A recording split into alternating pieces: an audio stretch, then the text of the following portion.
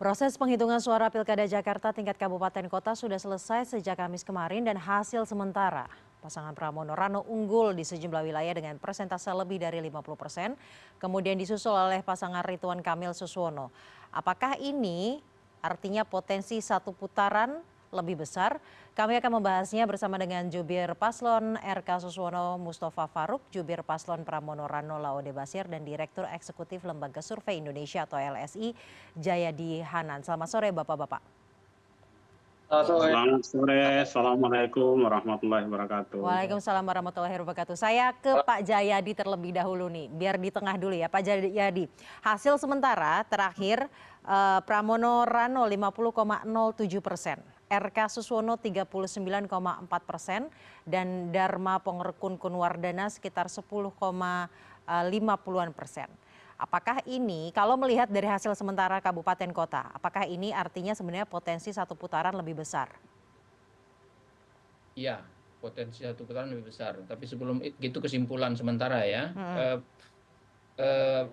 Penetapan pemenang pemilu itu dia harus, kalau di Indonesia itu kan dalam pilkada harus melalui 3 tahap. 1 tahapan politik, 2 tahapan administrasi, dan 3 tahapan hukum ya.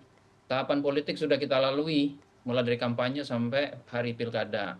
Tahapan administrasi dan hukum sedang berjalan sekarang, rekapitulasi penghitungan suara. Lalu juga pada saat yang sama ada tahapan hukum yang lain ya, termasuk nanti tahapan hukum terakhir itu adalah kalau misalnya ada proses gugatan di MK gitu.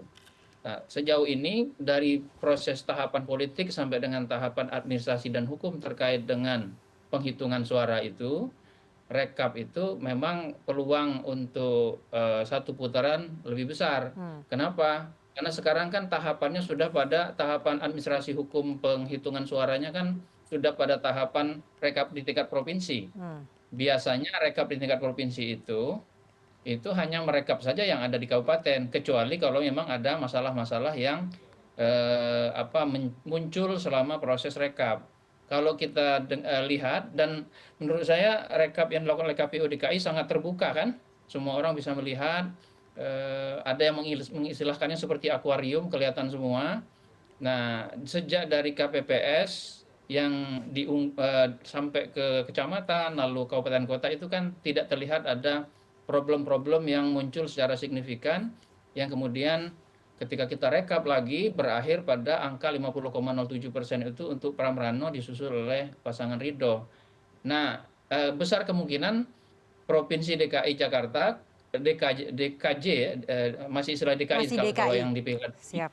Ya masih pakai istilah itu akan menetapkan apa yang sudah ditetapkan oleh kabupaten kota di Jakarta, sehingga angka 50,07% itu besar kemungkinan tidak akan berubah. Kalau itu berarti kemungkinan KPU akan menetapkan bahwa pemilunya satu putaran. Nah, setelah itu akan masih ada proses hukum kan? Ya. Yaitu proses hukum paling jauh, paling tinggi nanti ke MK. Jadi di situ nanti tinggal adu bukti. Kalau misalnya pasangan, tentu saja kalau misalnya 50,07 yang ditetapkan oleh KPU untuk Pram Rano, tentu pasangan Ridho akan mungkin ya ada kemungkinan menggugat ke MK. Nah, itu nanti tinggal adu bukti dan adu argumentasi hukum yang bisa dilakukan. Tetapi kalau lihat dari administrasi dan hukumnya itu satu putaran, Mbak Saza. Baik, Pak Jayadi, kalau gitu saya ke tim RK dulu, ke tim Ridho dulu, ke Pak Mustafa, tanggapannya bahwa setidaknya hasil sementara hingga saat ini posisinya di posisi kedua, kemudian kemungkinan potensinya lebih besar satu putaran. Tim Ridho seperti Pak, rapat pleno sekarang baru akan dimulai ya, tapi hasil sementaranya sudah ada. Apakah masih berharap akan menjadi 2 putaran atau langsung bersiap-siap untuk melakukan PHPU? Karena tadi ada konferensi pers dari tim Gerindra menyatakan akan melakukan PHPU. Ya baik, pertama-tama kita apresiasi dulu ya langkah kinerja KPU yang sudah berjuang cukup baik mungkin ya, walaupun dengan banyak catatan sepanjang pemilu ini ya, karena bagaimanapun 2024 ini pemilu legislatif Pilpres sudah dilakukan di Februari kemarin dan tahapannya cukup panjang, dan kemudian di akhir tahun ini kita melaksanakan pilkada yang pertama kalinya sampai dengan 500 kabupaten kota bahkan provinsi. Artinya apa? Banyak kebaruan-kebaruan, banyak coba-coba apa bahasanya ya, mencoba ya. Artinya banyak trial and error-nya juga dan masih memungkinkan adanya celah-celah eh, human error gitu ya yang terjadi di pemilu. Maka sangat boleh dong, sangat mungkin bagi kami untuk mengajukan keberatan, untuk mengajukan gugatan ke DKPP, terutama terkait dengan profesionalisme dari KPU DKI Jakarta. Kenapa itu perlu dilakukan? Karena kami melihat bahwasannya banyak juga undangan-undangan itu yang tidak sampai kepada masyarakat. Sementara masyarakat ya kalau nggak diundang nggak datang dong. Ya, gimana ya? Kita kan masih sopan santun. Kalau nggak diundang nggak datang. Padahal bisa itu untuk datang, tapi tidak datang karena nggak dapat undangan. Kemudian juga kita lihat ada beberapa TPS yang terjadi pencoblosan sudah dicoblos gitu ya oleh KPU dan KPU juga secara tegas kemudian ini kita apresiasi mencopot panitia KPPS-nya. Walaupun bagi kami ini harus ada tindak lanjut apakah PSU dan lain-lain seperti itu. Dan kemudian yang paling penting juga apapun yang terjadi, apapun hasil dari Pilkada 2024 ini, kami akan melakukan langkah-langkah yang itu bersesuaian dengan koridor hukum, mengajukan ke DKPP, mengajukan ke Bawaslu gugatannya, ataupun nanti mengajukan gugatan ke Mahkamah Konstitusi. Kami pastikan ya, apapun langkah yang kita lakukan itu adalah langkah-langkah yang sesuai dengan koridor hukum, yang sesuai dengan undang-undang, sehingga apapun yang akan dilakukan juga itu adalah langkah-langkah yang sah, diakui oleh negara, yang sah dilakukan oleh paslon manapun, dimanapun ya, baik itu di Jakarta ataupun di kota provinsi lainnya, karena Mahkamah Konstitusi juga sudah berkali-kali juga melakukan PHPU dan dalam hal ini pasangan Ridwan Kamil Suswono sebagai salah satu pihak peserta pemilu Pilkada ya, itu juga memiliki hak untuk mengajukan kemudian gugatan, apalagi misalkan kalau disebutkan tadi selisihnya sekitar 50,07 atau sekitar 2.000-an suara, ini kan sebenarnya masih ada celah dan kita lihat kemarin dengan ada bukti-bukti ada kecurangan di sini dan sana, kami akan meninjau bagaimana ini kemudian kita bawa ke ranah hukum yang sesuai dengan aturan undang-undang seperti itu. Baik, itu artinya masih berharap bahwa akan terjadi PSU atau dua putaran? Ya, prinsipnya gini, bukan berharap 2 putaran atau PSU dan lain-lain, tapi kita melakukan apapun yang sesuai dengan koridor hukum, ya. Sehingga apakah itu akan memberikan hasil lainnya, yaitu akan sesuai dengan keputusan hukum yang berlaku dan sesuai dengan undang-undang seperti itu. Baik, saya mau ke tim Pramono Rano. Pak Laude, tanggapannya dulu karena hasil sementara angkanya masih 50,07%, itu artinya sudah lebih dari 50% plus 1 suara. Ya, pertama-tama terima kasih kepada KPU, penyelenggara, Bawaslu, pihak keamanan, TNI Polri yang sudah bekerja seprofesional mungkin dalam penyelenggaraan Pilkada Jakarta tahun 2024 ini.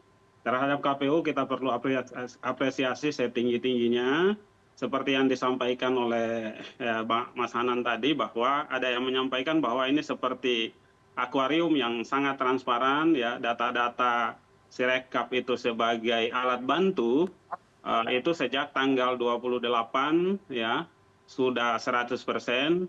Dan dari itu kemudian kita bisa melakukan rekapitulasi perhitungan, kita bisa meng-cross check, ya namanya juga alat bantu, kalau di lab itu alat bantunya benar, insya Allah hasilnya benar. Dan terbukti mulai dari TPS, kemudian kecamatan, kabupaten, kota, angka-angka yang ditujukan di Sirekap yang diupload berbasis data PDF itu tidak ada hal-hal yang cukup signifikan menjadi masalah. Artinya data-datanya itu bahkan di tim kami sampai 3 lapis data itu menunjukkan hasil yang simetris kan gitu ya, 50,07. Yang kedua, angka-angka de facto ini ya kita tunggu secara de jure seperti apa yang disampaikan tadi untuk penetapannya. Kita juga menyampaikan, mengapresiasi apa yang disampaikan oleh KPU ya, sebagaimana diberitakan tadi bahwa perhitungan di tingkat kabupaten kota sudah selesai, menunjukkan angka-angka yang seperti sudah banyak diumumkan. Kemudian juga tidak ada kendala yang cukup berarti. Ya, itu yang perlu kita apresiasi. Yang berikutnya terkait dengan partisipasi yang rendah, ya itu menjadi tugas kita semua. Tetapi saya ingin mengamini pernyataan dua tokoh partai pendukung pasangan Ridho, misalkan Bang Dede Yusuf dan Bang Jazilul, ya bagaimana partisipasinya yang tinggi gitu ya. Kita bersyukur ada Mas Pram dan Bang Dul, pemilihnya lumayan banyak sehingga partisipasi tinggi.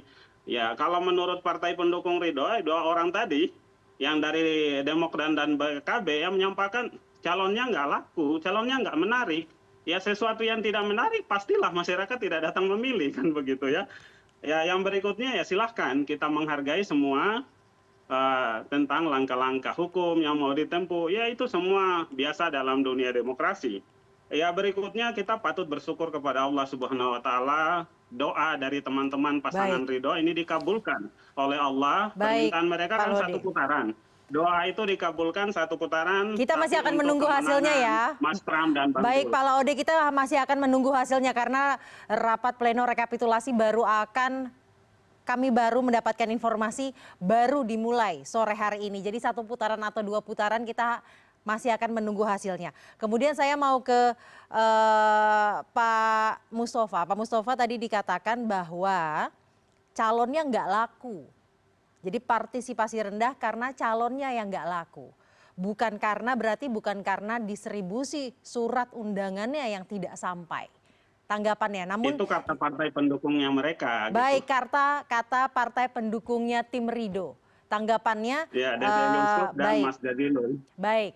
Tanggapannya Pak Mustafa, namun jangan dijawab terlebih dahulu, nanti dijawab usai jeda karena saya harus jeda.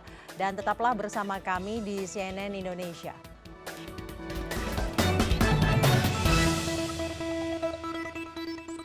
Rapat rekapitulasi Pilkada Jakarta tingkat provinsi sudah dimulai pada sore hari ini dan hasil sementaranya pasangan Pramono Rano unggul dengan 50,07% dan kemudian disusul oleh pasangan RK Suswono dengan 39,4%.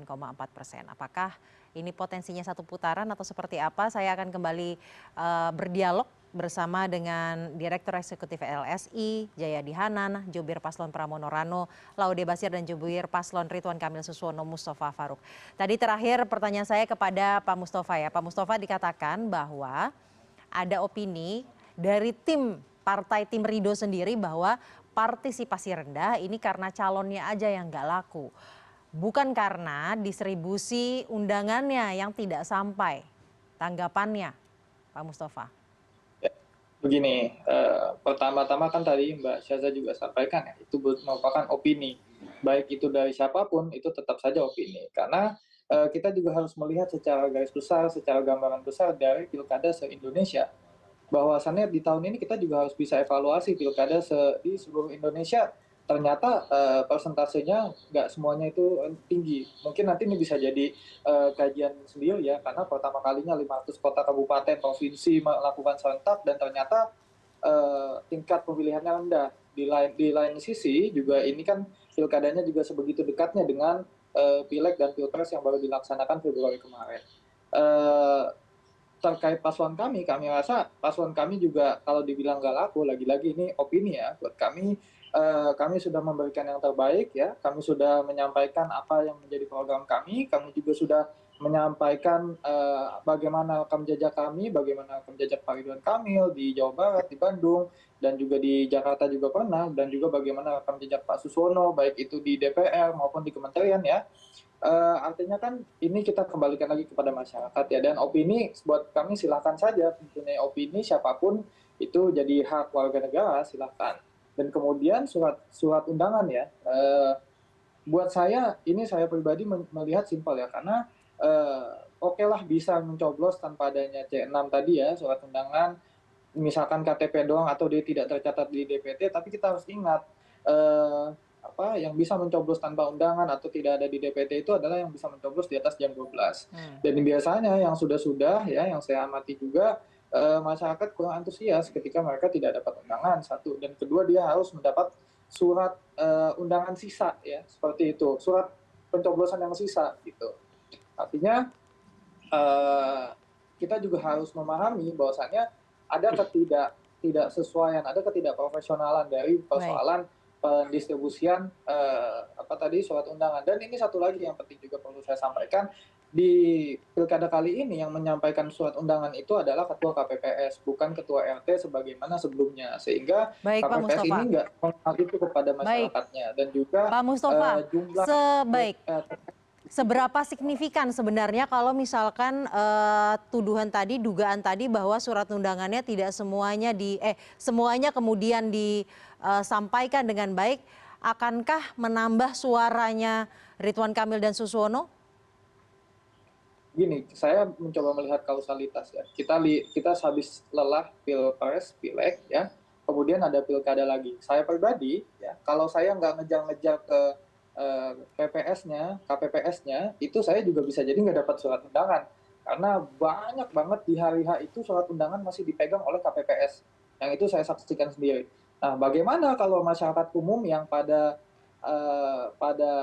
dasarnya ya, itu juga sudah lelah dengan pileg kemarin yang sudah lewat di Februari kemarin. Dan sekarang sudah ada pilkada lagi. Kami rasa ini juga bisa jadi catatan penting ya, dan bisa dikaji secara ilmiah mengenai pelaksanaan pilkada serentak di seluruh Indonesia, terlebih dilaksanakan di tahun yang sama dengan pileg dan pilpres, seperti itu.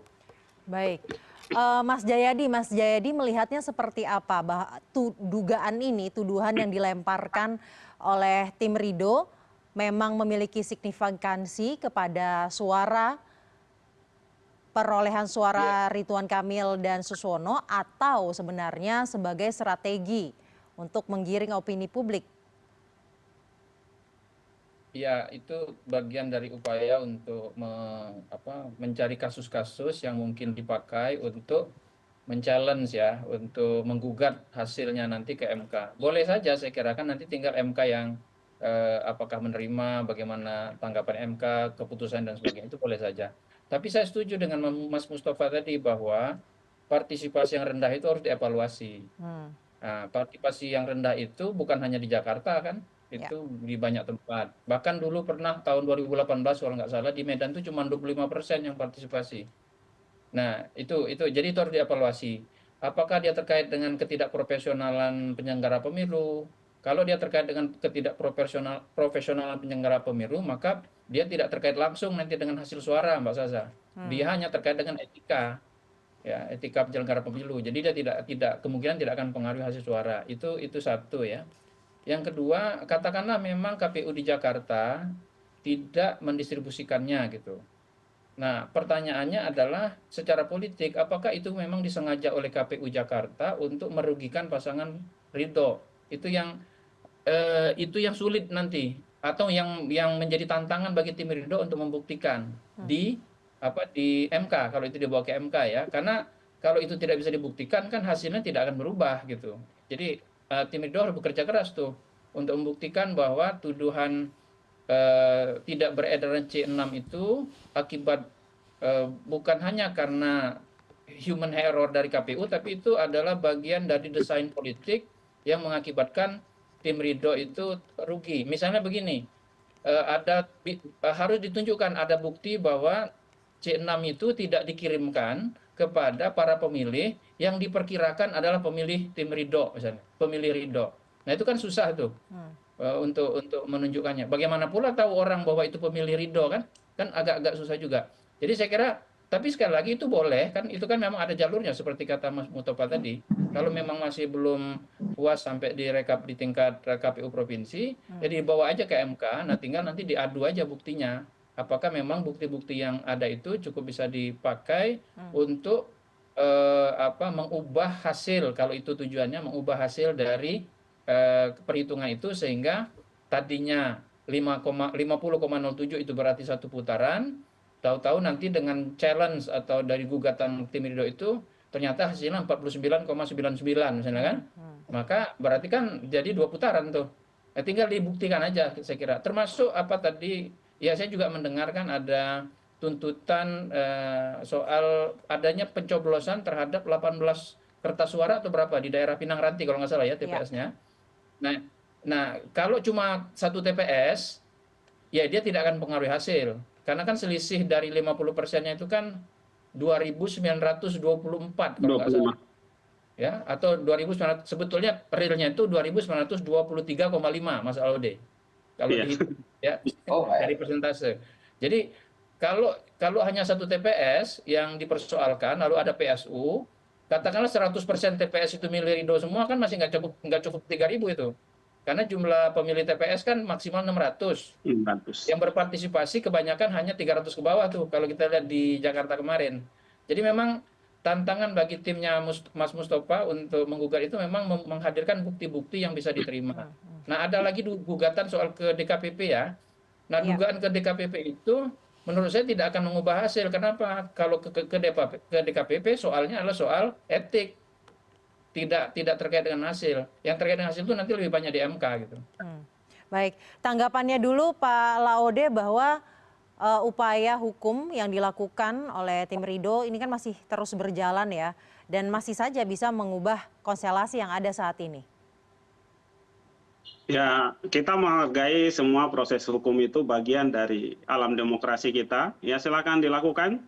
Ya, kita hargai itu semua. Berikutnya, ya kita percaya pada proses yang dilakukan dengan benar, itu akan menghasilkan sesuatu hal yang benar juga. Data-data yang ada dan proses yang dilakukan oleh KPU begitu transparan, bahkan proses sidangnya itu sendiri sampai live streaming ya, di kecamatan, di kabupaten kota kita melihat itu, dan sampai sejauh ini data-data itu semua menunjukkan hal yang paralel sama dengan apa yang sudah diupload sebelumnya. Jadi kita percaya bahwa secara de facto ya data-data itu menunjukkan kemenangan Mas Pram dan Bang Dul. Perlu diingat angka selisih Mas Pram dan Bang Dul pasangan nomor urut 3 itu kami sangat menang mutlak terhadap pasangan Ridho. Ya, selisih suaranya itu 1,5 juta suara kurang lebih. Ya, jadi sangat jauh sekali ya. Jadi ya kalau tadi saya menyampaikan bahwa ada opini ya rendahnya partisipasi itu karena pernyataan sendiri dari opini yang dimunculkan oleh partai pendukung Ridho sendiri ya, dari Pak Demokrat, Laude, Pak saya Dede akan Yusuf tanyakan dan Pak Jazilul dari PKB. Baik, saya akan tanyakan pendapat dari Pak Mustafa. Baik, saya akan bertanya ke Pak Mustafa. Pak Mustafa, tadi kita sudah dengar juga kembali bersama-sama bahwa klaim kemenangan mutlak ini sudah dinyatakan ya oleh tim Pramono Rano. Tanggapannya? Ya, tapi kan yang peserta pilkada kali ini hanya 50-an% ya, artinya peserta masyarakat yang mencoblos ini hanya 50-an% gitu. Bagaimanapun, kalaupun ini akan terjadi 2 putaran, masih banyak ini PR, bukan hanya bagi tim Ridho sebenarnya, bagi KPU juga, bagi timnya Mas Laode untuk meningkatkan, sama-sama meningkatkan jumlah tingkat pemilihnya gitu ya. Entah nanti kami akan melakukan banyak hal untuk meningkatkan suara, mengejar, entah Mas Laode mau melakukan apa juga untuk meningkatkan suaranya kalau ini terjadi 2 putaran. Yang jelas PR kita bersama adalah meningkatkan jumlah pemilih di Pilkada DKI Jakarta, dan juga tadi disepakati oleh Pak Jayadi ya, ini juga harus jadi evaluasi besar-besaran bagi pemerintah mengenai Pilkada serentak yang bersamaan dengan pemilu dan Pilpres di tahun yang sama seperti itu. Baik, Bapak-Bapak, kita tetap harus menunggu ya, karena rapat pleno rekapitulasi pemilihan kepala daerah Jakarta tingkat provinsi baru saja dimulai sore hari tadi, sekitar 30 menit yang lalu. Kita akan menanti bersama bagaimana hasilnya. Terima kasih Jubir Paslon Pramono Rano Laode Basir, Jubir Paslon Ridwan Kamil Suswono, Mustafa Faruk, dan juga Direktur Eksekutif LSI Jayadi Hanan telah bergabung bersama kami sore hari ini di CNN Indonesia. Terima kasih. Assalamualaikum warahmatullahi wabarakatuh.